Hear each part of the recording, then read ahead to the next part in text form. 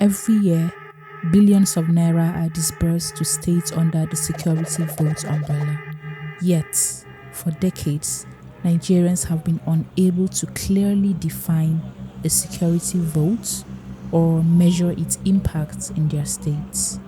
In the northeast, the 12-year-long insurgency has ravaged key affected states, especially Borno, Adamawa, and Yobe.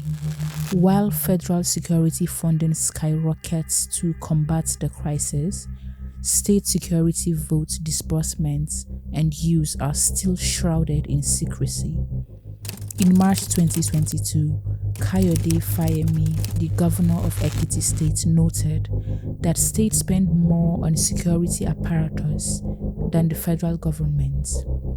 He said, "There is no security institution that you have that states are not responsible for more than the federal government that has primary responsibility for them."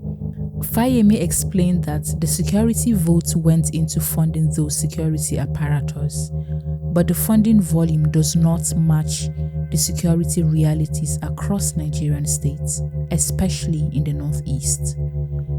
But what is a security vote and why should you know about it? Security votes in Nigeria is a monthly allowance allocated to the 36 states within the Federal Republic of Nigeria for the sole purpose of funding security services within such states. The monthly fund runs into billions of naira and varies depending on the level of security required by the individual states.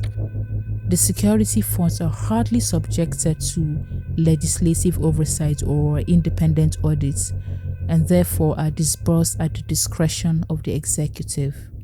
Do Borno, Adamawa, and Yobe states affected by the insurgency receive security votes? How much do they get? What is the impact of the funds received?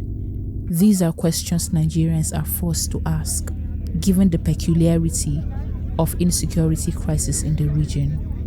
According to data from multiple sources, including Budget and Transparency International, Borno, Adamawa, and Yobe receive security votes.